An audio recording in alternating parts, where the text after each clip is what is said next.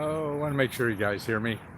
So let me know if I'm talking to nobody or I'm here but nobody's there. Uh, let's see. One, two. Anybody here? Anybody here? Ah, there's somebody a little bit. So, anybody else there? Can you hear me? Let me know if you can hear.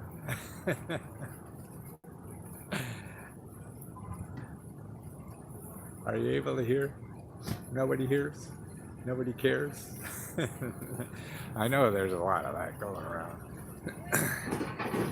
You see that little, you see those people walking behind me? Behind them is the White House. So those people are White House, and there's a big lawn there. This is the backyard of the White House. See, you see the White House front yard a lot, right? That street in front of the White House. Uh, but rarely people see the backyard of the White House, and it's a big. This is where they have the national Christmas tree at Christmas time.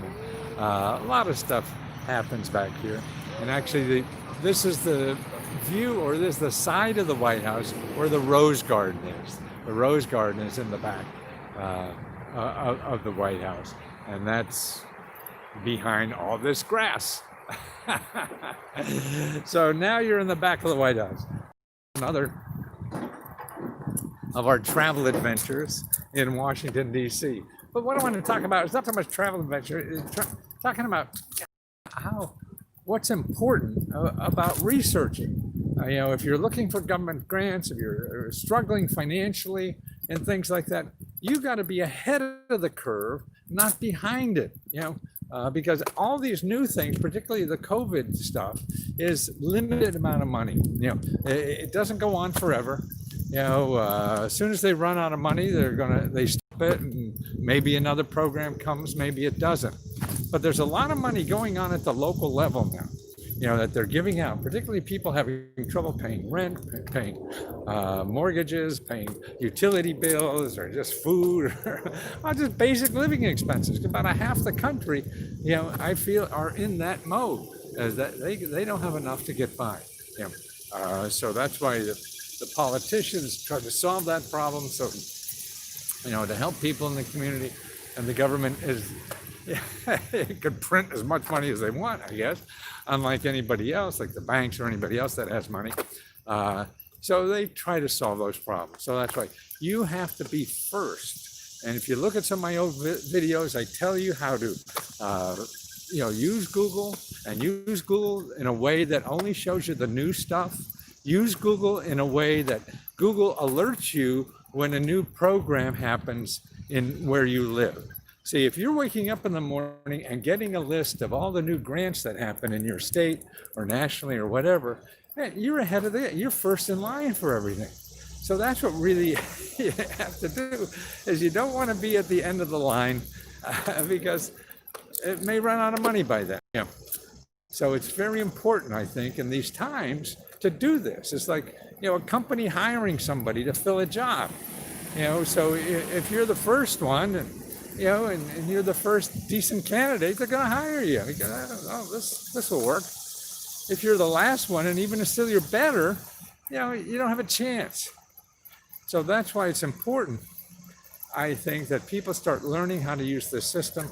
And Google, for all its problems in trying to get money from you, is really good, because you could put in the date of just seeing the new stuff. And that's important, because the new stuff, the sharks out there haven't figured out yet. They're slowly figuring that out, and this won't work someday, maybe soon, maybe later, and have to think of another way to find the new stuff. But until then, you could go in and do the advanced search and just find only new stuff. Do the Google alerts. I think it's google.com/alerts, and you set up an alert for where you live.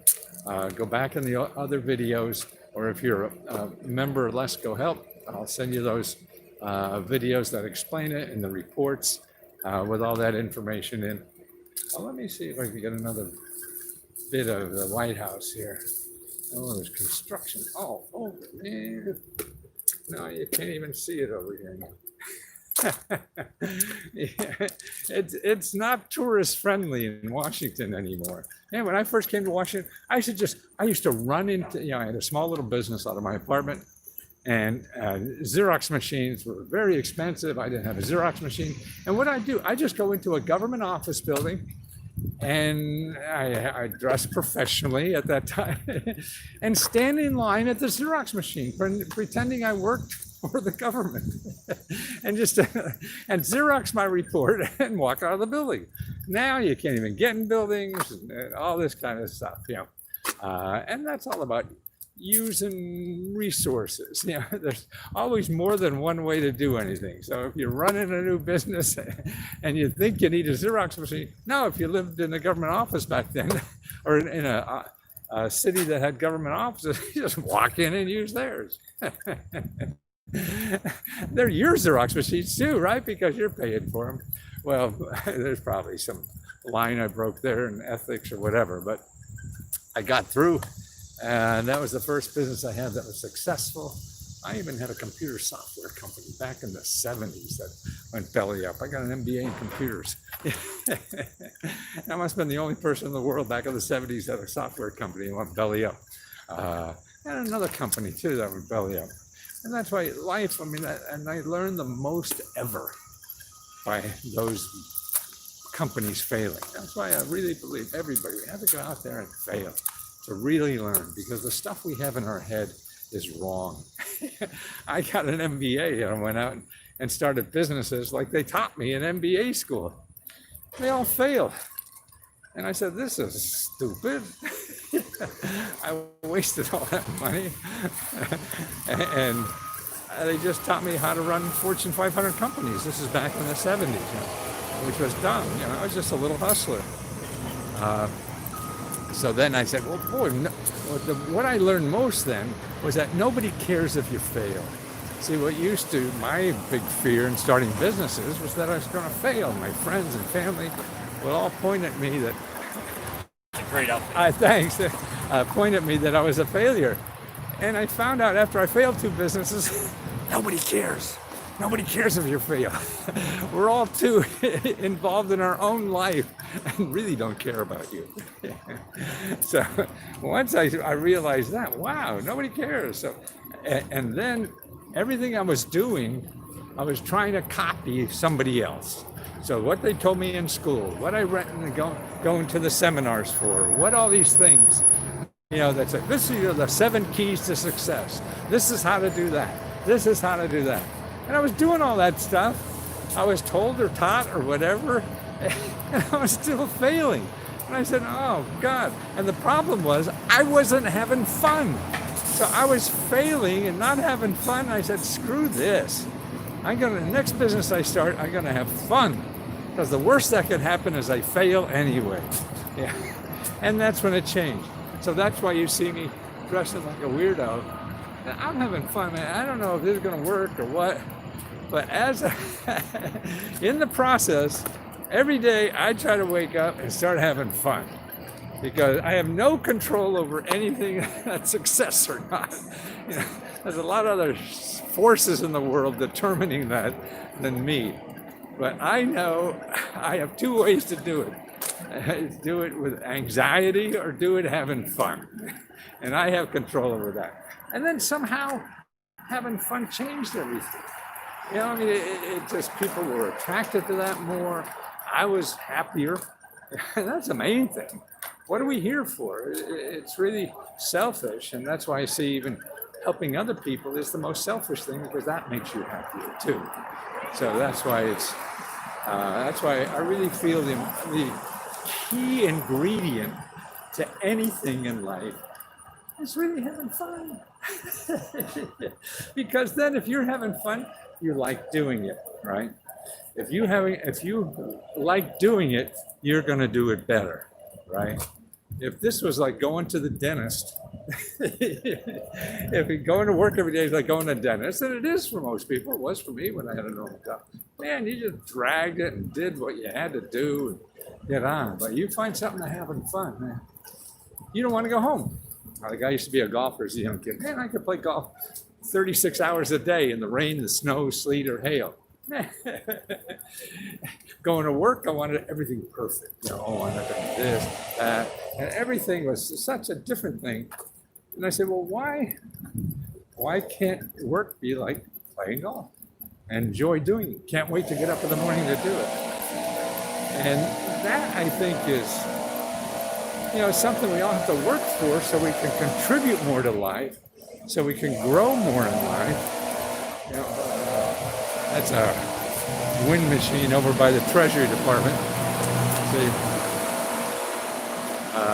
Munchkin, is that the Secretary of Treasury? Muchin, Munchkin, one of the seven dwarfs. That's the Treasury right next to the White House. But that's why fun is the key. Everything is hard. You know, you're going to struggle no matter what the hell you do in life. But if you're having fun, that means you're winning now. You don't have to wait till you're a millionaire or something to start enjoying life. You're doing it now. Maybe you're not a millionaire, but you're having fun. And I'll tell you, who could beat that? So it's nobody. I mean, in an MBA school, there was never a class on how to have fun. All the research, you know, the entrepreneur books and everything. Well, I guess they're maybe coming a little more about using your heart. But I think having fun and using your heart are the two secret things. Anybody else is just monkeys can do. And if you want to contribute something special, and if you're contributing something special, then that's attractive to people. And that's how it attracts customers more than doing the same thing everybody else is doing. Not today. Everybody's doing it, and there's just nothing you're adding. You know, we're all artists. That's what I think. We're all artists in some way. You have to, and that comes from inside. So I feel we have to dig inside to see what our art is and how to make that fit into the world, that people will pay us because it's cool or it helps or whatever.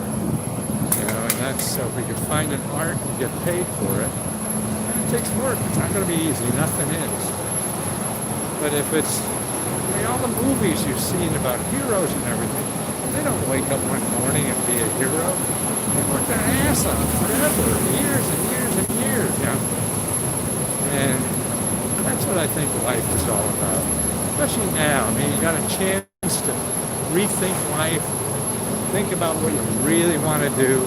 And then the key is taking what you really want to do and fitting into society that is willing to pay money so you can survive.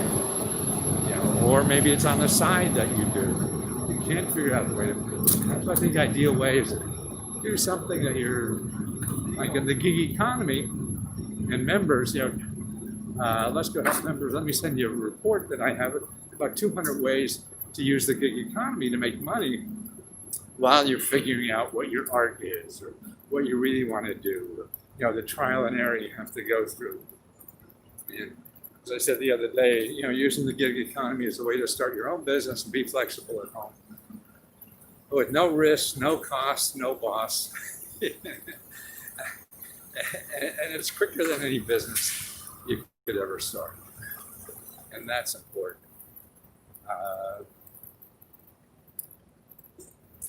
Let's see. Ooh, little hotels are starting to open maybe. What's going on? I'm about 8th Street, 14th Street Nation. I used to teach at a university right down the street here. I taught computer science back in the 70s. See? And I had a little software company around the corner from where I was a professor at. I guess technically an instructor. That's why I see ground floor at something. You don't need credentials. You go into something that's been around for a while, like being a doctor or whatever, you need all your credentials. Okay. I think the phone is telling me it should be done. I'll see you soon. And letsgo.com if you're interested in Let's Go Help. Otherwise, go back and see the old videos here. And talk to you soon. Have fun.